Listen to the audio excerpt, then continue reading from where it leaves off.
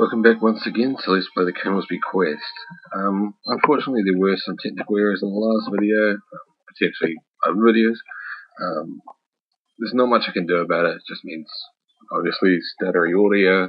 The rest of the video is fine, obviously.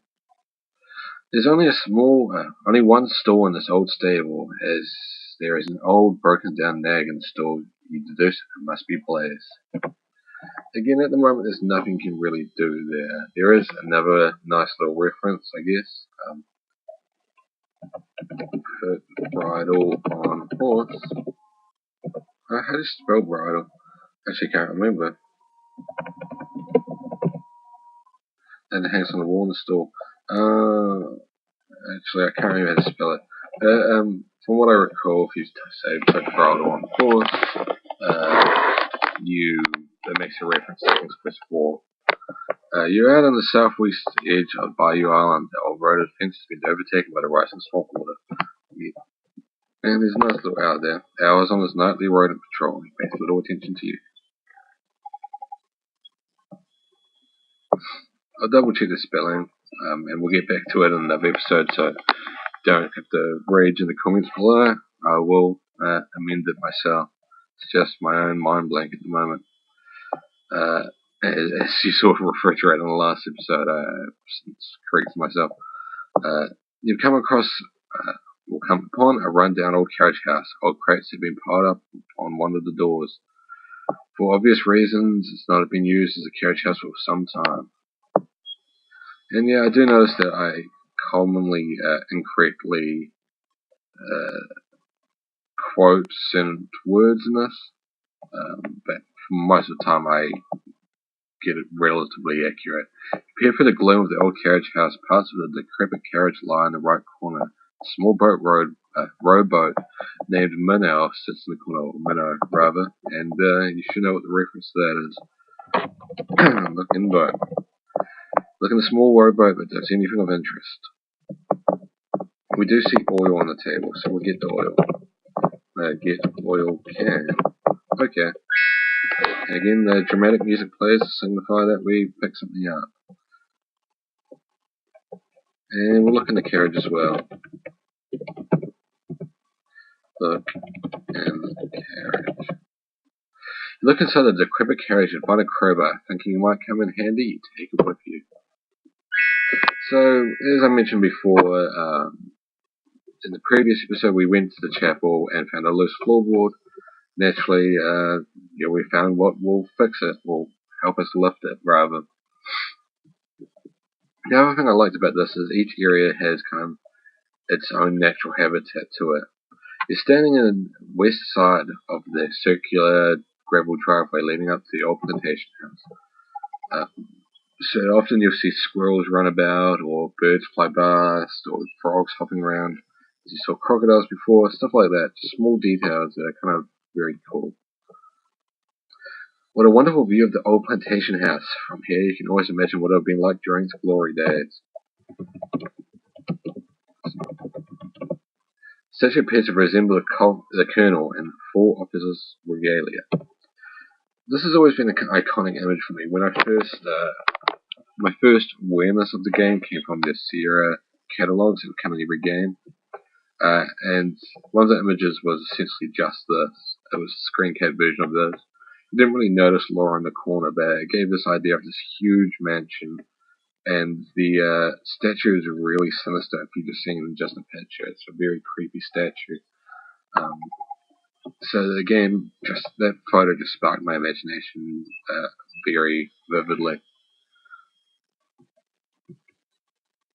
Again, I haven't been able to fix the audio for some reason to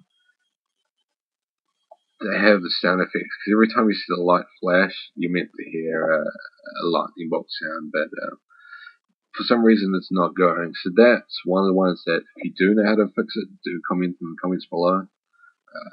I am tinkering around with ScumBM, which I'm running this through. I may look at doing it through DOSBox for the next episode. Let's see if it works better through there. If it does, that's where we'll be playing it from now on. But for now, or for this episode at least, it will be continue to be done through Scum. It's the easiest way to do it. You come upon a ramshackle little playhouse. Hanging from its nearby tree, you see an old rope swing. Seeing these long ago playthings makes you wonder about the children who used to live here. Well, from what we learned from the doctor, Lillian did visit here as a child, but of course there was the Colonel's children as well. You attempt to open the playhouse door, but discover it's locked. Oh, that's unfortunate. So, since we've got the crowbar, we'll go to the chapel and uncover what's under that floorboard, as I'm sure you're probably interested by now, and don't want me drawing it any longer than it need be. And again, this is only a side quest, so it's not something that's tremendously relevant to the rest of the story. It's something that we'll be doing throughout the course of the game, but overall, it's not a spoiler, it's nothing too revealing if we burst into this right away, so why not? So again, we've got to find the you won't until it started when floorboard 6 like this, you step upon it. Use crowbar on floorboard. Lift floorboard.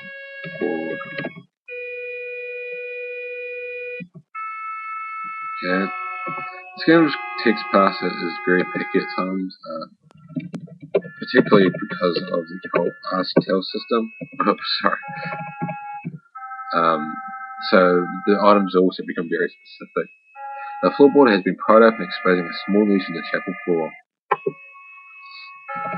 In the hole. Not close enough. God damn it. Inside the niche, you see an old leather-bound Bible. Bible.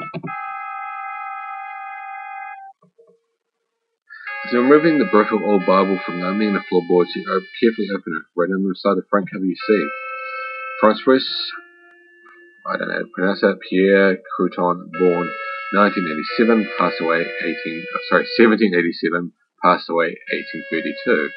Married Claudette Marie Tourette, 1851. Oh, Jesus, 1815. Claudette Marie Crouton, born 1796, passed away 1856.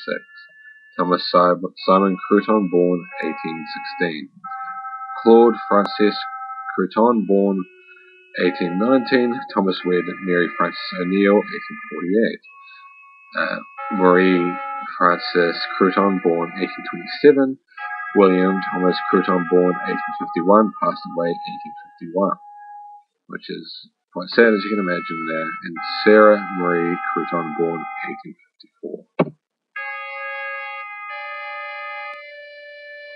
Upon further searching for the Bible, you notice a strange notation on the last page. It says, Sarah, the end is near. The bell will ring solemnly on our final night, and then sound no more. Sir Lancelot will forever salute us. Don't weep for us, my child. We will watch over you. We love you. Do not ever forget, Mama. So there's some hints to what you're meant to do next. With a sad heart, you tenderly close the fragile Bible and reverently place it back in its hiding place underneath the chapel floorboards. We will cover those hints as we get to them. We can actually perform one of them at the moment. However, you prefer to do it in order, so I will cover I'll cover them as I'm able to do them. So we'll go into this room here, which is the study, as we mentioned before, but we haven't yet to actually go in it. And there's Fifi, who we've yet to actually been able to talk to either. This appears to be the Colonel's study, as a large desk dominates the room. On the desk you notice a small glass case. At the back of the room, two large cabinets each catch your attention. Also look at Fifi. Fifi is the Colonel's pretty French maid. Surmise that she's probably apt at her duties. Whatever they might be, Fifi is young, blonde, and sexy, although she seems to have a vivacious personality. You can sense a certain cunning underneath it all. Next we'll talk to her. Fifi doesn't have time for chit-chat. She's too busy cleaning the Colonel's study. Wow, Henri. Yeah, again. So as I pointed out, there's two cabinets here, so we'll quickly take a look at these cabinets, as pretty much directed us to. Cautiously you peek inside the opening inside the open door of the cabinet. Now, surprisingly, part of Kendall's weapon collection is housed there. In the cabinet, you see an Australian boomerang, a steel cutlass, a pearl-daggered hand, pearl-handled dagger, a mace, and an antique crossbow. The other thing that the director has to look at was the glass case on the desk. You look for the small glass case and notice this little silver derringer mounted upon a blue velvet backing. And we'll try the last cabinet as well, because the director has to both of them. You carefully open the glass door of the cabinet, look inside. Stored within it is the Colonel's rifle collection. So that one's a lot less specific.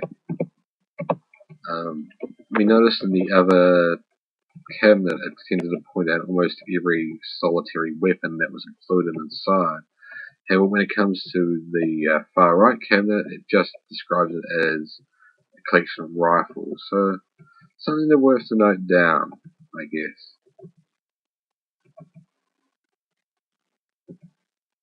Again, Jeeves is here doing his duties.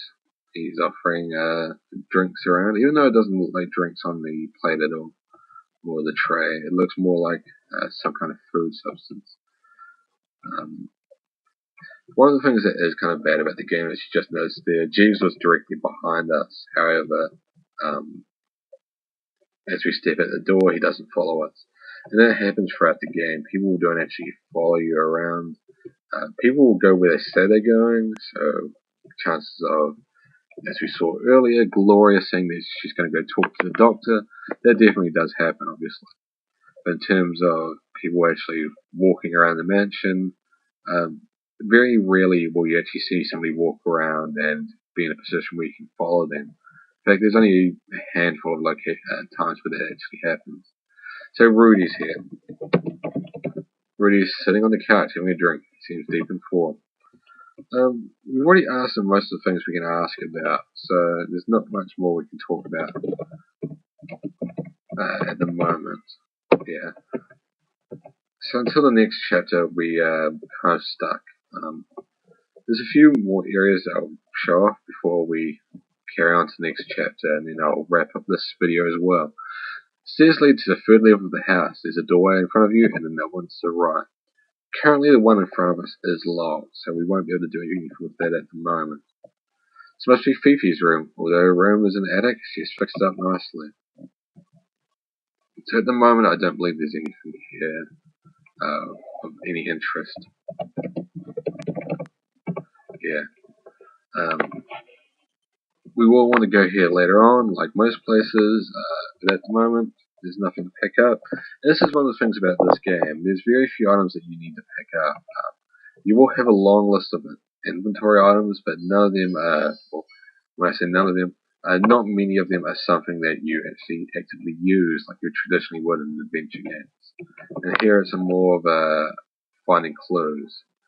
If you ask me, I don't think she has any. Oh, hello dear. So we've caught Lillian and her mother in a conversation. I don't believe you can really talk to them at this time, either in the conversation, but obviously that gives us a chance to spy on them. We'll try to take an opportunity to talk to them now, but especially Lillian, since we haven't had the opportunity to. Ask Lillian about evil. Right here. Mother is who she is, that's all. Henri. Uncle Henri and I used to be Uncle Henri and I are very close. At least we used to be. He's always been like a father to me, you know. I wonder if we can ask her about father. No. Or ask her about Gertie. I always thought my Aunt Gertie was the biggest snob. Okay, well, that's not very nice. Fifi. Fifi's such a fake. I don't understand what Uncle Henri sees in her. If you ask me, he's having a little fling with Fifi. Well, I don't see any evidence of that, and I think your uncle's having that fling if anyone. Rudy's never paid much attention to me. He's always had his girlfriends, the so-called high life. She sounds a bit jealous about that as well. Clarence Sparrow's nothing but a cheap swindler. I bet he cheats Uncle Henri out of a lot of his money. What about the doctor then? I don't know why Uncle Rory keeps him around. Dr. feels stuff about a lecherous old crack. Crack. Oh, Gloria thinks she's so glamorous. She thinks she's so beautiful. She's just available. That's all she is. What, Lily? Calm down. Jeez. Who else do we have to ask about? Celie is the only one I can think of. I just love Celie. She listens to me, you know. Well, there seems to be one person that Lillian isn't too unhappy to talk about, and that's Celie. I wonder if she'll... Okay. In this case, we'll tell Lillian about a few things, particularly Fifi.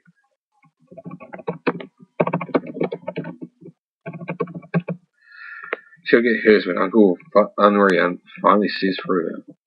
And Henri, I think I know my uncle much better than you do. Can't tell me about my mother, Laura. Gertie. That's the other one I want to talk about. Gertie must be having some problem with Clarence and Gloria. Definitely sounds like it, which is why we'll tell Ethel about Gertie as well. What's my sister-in-law up to right now? I really want to know. The other one what you want to tell her about is Clarence. You gotta watch him like a hawk. Clarence was talking about, Clarence and Gertie rather were talking about. You like my new outfit, Lil? Not particularly much. Oh god, that's kind of harsh. Gertie and Clarence were talking about. Clarence wanted to buy some land or some woman, and she was unaware how valuable it was. This is the last secret passage we have to go through, and again, that message was pretty much the same as the last time. Got a small hidden room in the house. So during this one, we will want to watch Lillian and Ethel. Gertie isn't deserving of any Henri's money. Why, she's not even a blood relative. What are you going to do about it, Mother? Well, I can certainly talk to Henri about her and those two brats of hers. You never change, do you, Mother? Never mind, Lillian. You and I will never agree on anything. Bit of a hostile environment now. So, Ethel seems to be very interested in the money. Lillian, not so much. She's just kind of rolling her eyes, going, well, you know, if you're going to do something about it, you might as well do something about it. Rudy's having a drink in his room.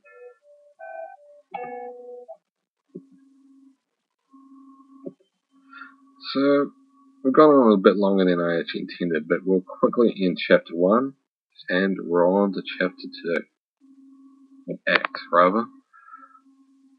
All we need to do is walk in here. And ding dong, it's 8 p.m., Act 2.